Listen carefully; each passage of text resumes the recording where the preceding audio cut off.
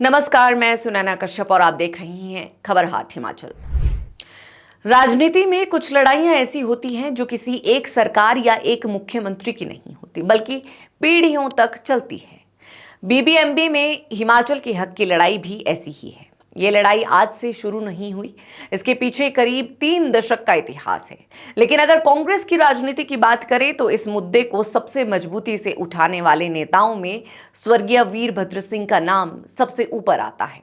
और अब लगभग 10 साल बाद उसी लड़ाई को मुख्यमंत्री सुखविंदर सिंह सुक्खू नए अंदाज में आगे बढ़ाते दिखाई दे रही हैं। पूरे मामले पर विस्तार से चर्चा करेंगे, लेकिन पहले समझते हैं कि आखिर ये बीबीएमबी का पूरा मामला क्या है। बीबीएमबी यानी भाखड़ा ब्यास मैनेजमेंट बोर्ड।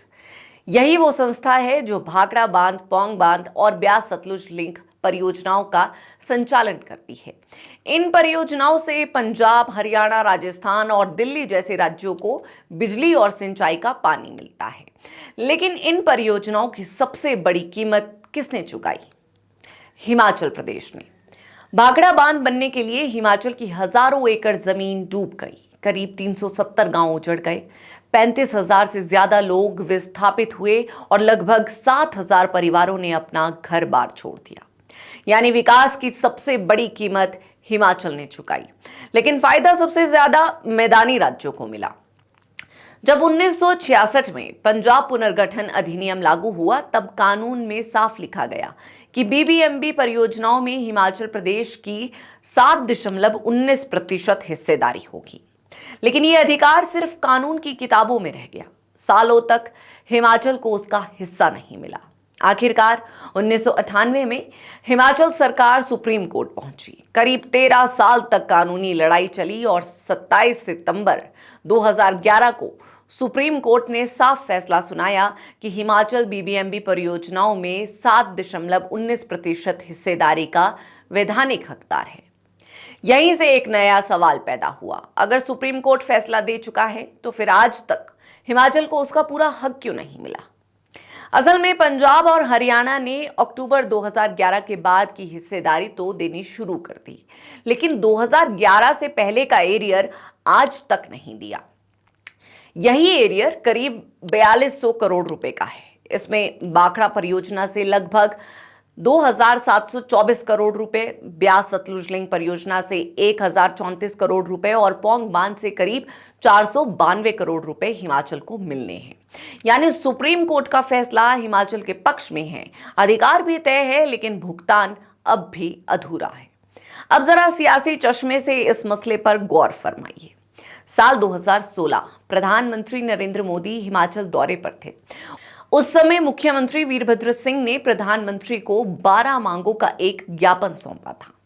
उन मांगों में एक अहम मांग थी बीबीएमबी परियोजना में हिमाचल के वैधानिक अधिकार और बकाया हिस्सेदारी। वीरभद्र सिंह का तर्क साफ था कि जिस प्रदेश ने अपनी जमीन दी, हजारों परिवारों का विस्थापन झेला और देश की ऊर्जा जरूरतों के लिए सबसे बड़ी कुर्बानी दी, उसे उसका अधिकार मिलना चाहिए। लेकिन समय बदला, सरकारें बदली, दिल्ली में भी सत्ता वही रही और शिमला में भी राजनीतिक रंग बदलते रहे।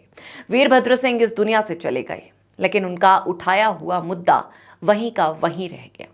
सुप्रीम कोर्ट का फैसला हिमाचल के पक्ष में होने के बावजूद 4200 करोड़ रुपए का एरियर आज भी राज्य के खाते में नहीं पहुंचा।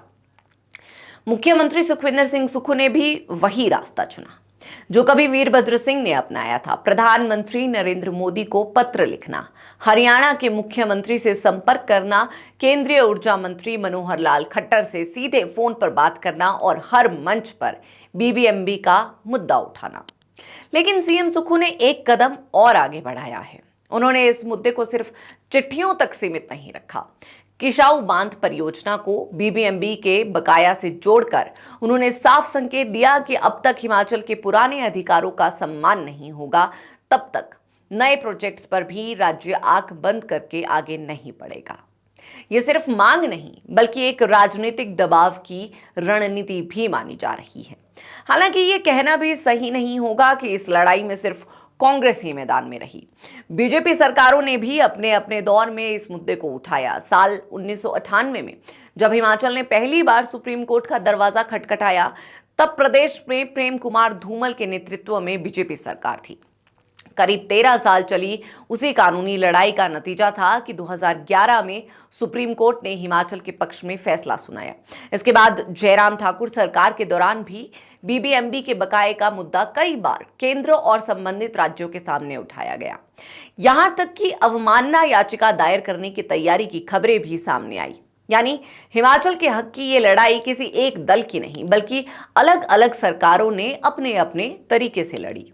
लेकिन अगर कांग्रेस की राजनीतिक कहानी को देखें तो इस मुद्दे की एक अलग निरंतरता दिखाई देती है। 2016 में मुख्यमंत्री रहते हुए वीरभद्र सिंह ने प्रधानमंत्री नरेंद्र मोदी के सामने बीबीएमबी में हिमाचल के हक का मुद्दा मजबूती से रखा था। आज लगभग 10 साल बाद मुख्यमंत्री सुखविंदर सिंह सुक्खू उसी मुद्दे को फिर राष्ट्रीय स्तर पर उठा रहे हैं। इसीलिए सियासी गलियारों में ये चर्चा भी है कि क्या सुक्खू वीरभद्र सिंह की उस अधूरी राजनीतिक लड़ाई को अंजाम तक पहुंचा पाएंगे। क्या सुक्खू वो कर पाएंगे जो वीरभद्र सिंह अपने जीवन काल में नहीं कर पाए।